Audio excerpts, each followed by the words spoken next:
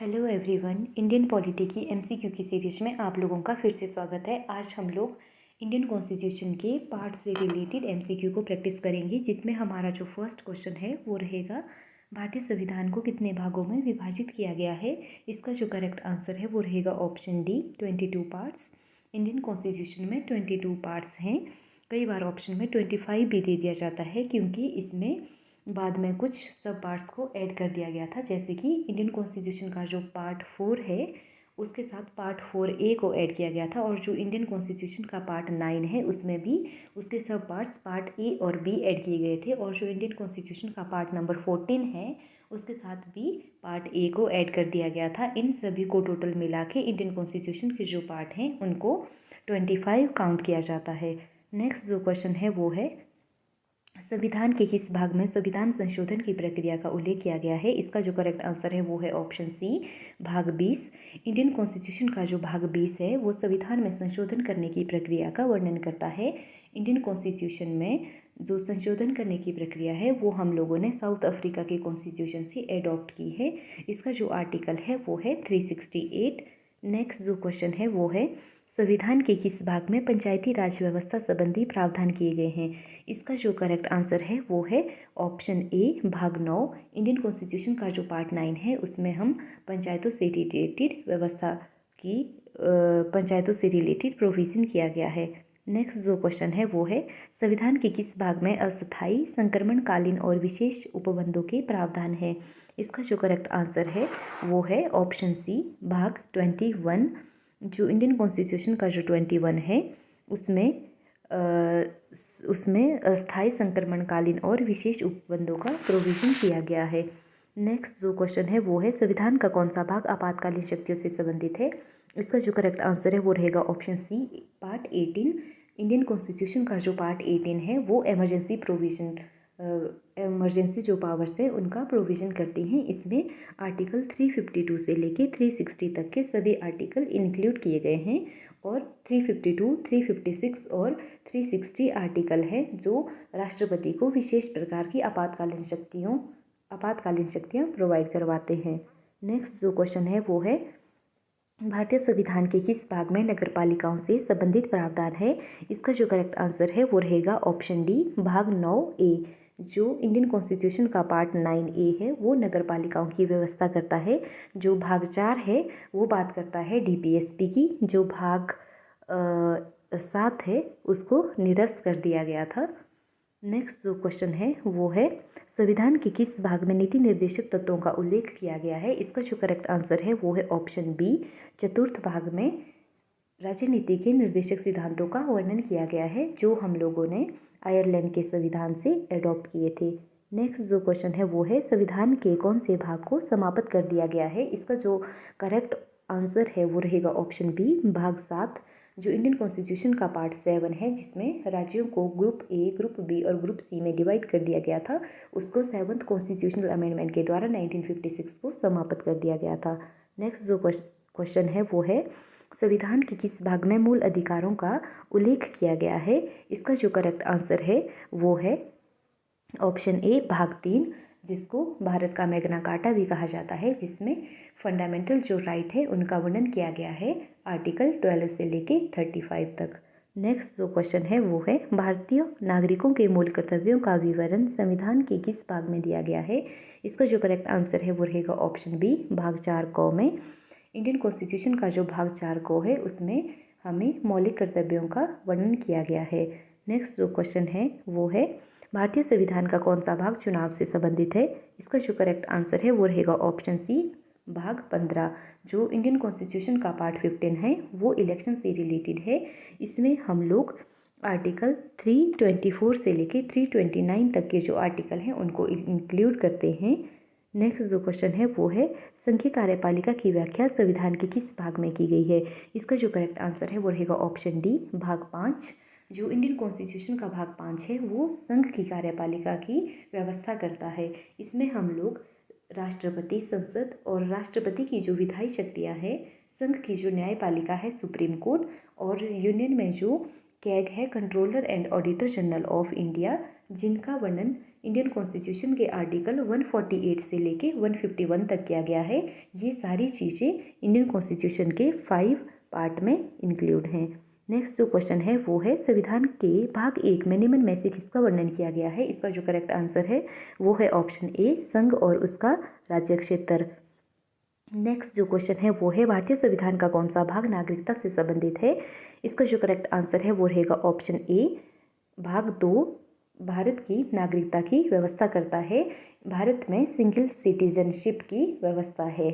Next जो question है वो है भारतीय संविधान के अनुच्छेद 12 से 35 मुख्यतः मौलिक अधिकारों से संबंधित है, जो कि भारतीय संविधान के कौन से भाग में दिए हुए हैं। इसका जो करेक्ट आंसर है वो रहेगा ऑप्शन सी, भाग 3। नेक्स्ट जो क्वेश्चन है भारतीय संविधान का कौन सा भाग राज्य सरकार से संबंधित है। इसका जो करेक्ट आंसर है वो रहेगा ऑप्शन सी, भाग 6 राज्य सरकारों से संबंधित है, भाग 5 संबंधित है यूनियन गवर्नमेंट से और भाग 4 संबंधित है राजनीति के निर्देशक सिद्धांतों से। नेक्स्ट जो क्वेश्चन है वो है भारतीय संविधान के अनुच्छेद 36 से अनुच्छेद 51 तक मुख्यतः राजनीति के निर्देशक तत्वों से संबंधित है, जो कि भारतीय संविधान के कौन से भाग में दिए गए हैं। जो राजनीति के निर्देशक सिद्धांत है उनका वर्णन भारतीय संविधान के भाग 4 में किया गया है। नेक्स्ट जो क्वेश्चन है वो है राज्य के दायित्वों के रूप में पंचायतों के गठन का विचार भारतीय संविधान के किस भाग में उल्लिखित है। इसका जो करेक्ट आंसर है वो रहेगा ऑप्शन डी, भाग 4। पंचायतों के गठन की व्यवस्था भारत में राजनीति के निर्देशक सिद्धांतों के अंतर्गत अनुच्छेद 40 में की गई है। नेक्स्ट जो क्वेश्चन है वो है भारतीय संविधान के भाग 4A में कितने मौलिक कर्तव्यों को शामिल किया गया है। इसका जो करेक्ट आंसर है वो रहेगा ऑप्शन बी, भारतीय संविधान में 11 जो मौलिक कर्तव्य हैं उनका वर्णन किया गया है। नेक्स्ट जो क्वेश्चन है वो है भारतीय संविधान के किस भाग में पंचायती राज व्यवस्था संबंधी प्रावधान किए गए हैं। इसका जो करेक्ट आंसर रहेगा वो रहेगा ऑप्शन बी, भाग 9। भाग 9 में पंचायतों की व्यवस्था की गई है और भाग 6 में स्टेट गवर्नमेंट की व्यवस्था की गई है। जो नेक्स्ट क्वेश्चन है वो है भारतीय संविधान का भाग 10 किसके बारे में बताता है। इसका जो करेक्ट आंसर है वो रहेगा ऑप्शन सी, SC और ST क्षेत्र से संबंधित। नेक्स्ट जो क्वेश्चन है वो है संविधान के किस भाग में संविधान संशोधन की प्रक्रिया का वर्णन किया गया है। इसका जो करेक्ट आंसर है वो रहेगा ऑप्शन सी, भाग 20। भारतीय संविधान का जो भाग 20 है वो इंडियन कॉन्स्टिट्यूशन में अमेंडमेंट करने की पावर का प्रोविज़न करता है। संविधान में जो संशोधन करने की व्यवस्था है वो हम लोगों ने साउथ अफ्रीका के कॉन्स्टिट्यूशन से अडॉप्ट करी है और हम लोग संविधान में संशोधन अनुच्छेद 368 के अंतर्गत कर सकते हैं। नेक्स्ट जो क्वेश्चन है वो है भारतीय संविधान का कौन सा भाग सहकारी समितियों से संबंधित है। इसका जो करेक्ट आंसर है वो रहेगा ऑप्शन सी, पार्ट 9B।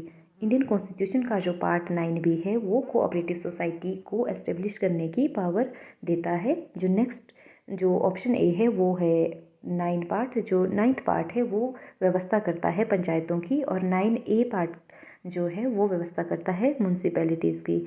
इसके बाद जो नेक्स्ट क्वेश्चन है वो है संविधान का कौन सा भाग केंद्र और राज्यों के संबंधों से संबंधित है। स्टेट और जो सेंटर के बीच में रिलेशन होते हैं, जो विधायी संबंध होते हैं और प्रशासनिक संबंध होते हैं, उनकी व्यवस्था इंडियन कॉन्स्टिट्यूशन के पार्ट 11 में की गई है। इसमें हम लोग आर्टिकल 245 से लेके 263 तक के जितने भी आर्टिकल हैं वो पार्ट 11 में इंक्लूड किए गए हैं। और इंडियन कॉन्स्टिट्यूशन का जो पार्ट 10 है वो संबंधित है शेड्यूल कास्ट और शेड्यूल ट्राइब से। और जो इंडियन कॉन्स्टिट्यूशन का पार्ट 12 है वो फाइनेंस एंड प्रॉपर्टी से रिलेटेड है। और जो इंडियन कॉन्स्टिट्यूशन का पार्ट नंबर 13 है वो ट्रेड एंड कमर्स से रिलेटेड है। चलिए 1 मिनट में हम ब्रीफ में जो 22 पार्ट हैं उनको समराइज करते हैं। जो इंडियन कॉन्स्टिट्यूशन का पार्ट 1 है वो बात करता है संघ और राज्य क्षेत्र की। जो इंडियन कॉन्स्टिट्यूशन का पार्ट 2 है वो रिलेटेड है सिटीजनशिप से। और इंडियन कॉन्स्टिट्यूशन का पार्ट 3 रिलेटेड है फंडामेंटल राइट से। इंडियन कॉन्स्टिट्यूशन का जो पार्ट 4 है वो रिलेटेड है DPSP से, जिसमें हम लोग आर्टिकल 36 से लेके 51 तक के आर्टिकल को इंक्लूड्स करते हैं। और जो पार्ट 4A है वो रिलेटेड है फंडामेंटल ड्यूटी से। जो पार्ट 5 है वो रिलेटेड है यूनियन गवर्नमेंट से। जो पार्ट 6 है वो बात करता है स्टेट गवर्नमेंट की। और जो पार्ट 7 है जिसको 7th कॉन्स्टिट्यूशनल अमेंडमेंट के द्वारा 1956 में समाप्त कर दिया गया था, इसके बाद जो पार्ट 8 है वो रिलेटेड है यूनियन टेरिटरी से। प्रेजेंट टाइम में हमारी 8 यूनियन टेरिटरी है। नेक्स्ट जो पार्ट है वो है पार्ट 9 जो बात करता है पंचायतों की। पार्ट 9A बात करता है म्यूनसिपैलिटीज़ की। पार्ट 9B बात करता है कोऑपरेटिव सोसाइटी की। और जो पार्ट 10 है वो बात करता है SC और ST एरिया से रिलेटेड। और जो पार्ट 11 है वो बात करता है सेंटर और स्टेट के रिलेशन की। और जो पार्ट 12 है वो बात करता है फाइनेंस एंड प्रॉपर्टी की। इसके बाद जो पार्ट नंबर 13 है वो बात करता है ट्रेड एंड कॉमर्स की। इसके बाद जो पार्ट नंबर 14 है वो बात करता है services under the union and states, यानी कि जो यूनियन जो सेंटर और स्टेट में जो सर्विसेज हैं, जैसे सेंटर में हम बात करते हैं UPSC की, यूनियन पब्लिक सर्विस कमीशन, जिसका वर्णन अनुच्छेद 315 से 323 तक किया गया है। इसके बाद जो पार्ट 14A है उसमें हम बात करते हैं ट्रिब्यूनल्स की। इसके बाद जो पार्ट नंबर 15 है उसमें हम लोग बात करते हैं इलेक्शन की। इसके बाद जो इम्पोर्टेंट हमारा पार्ट है वो है पार्ट नंबर 17, जिसमें हम राज्य भाषा की बात करते हैं, जिसमें संघ की भाषा या स्टेट की जो लैंग्वेजेस हैं या सुप्रीम कोर्ट या हाई कोर्ट की जो लैंग्वेजेस हैं उनका वर्णन किया गया है।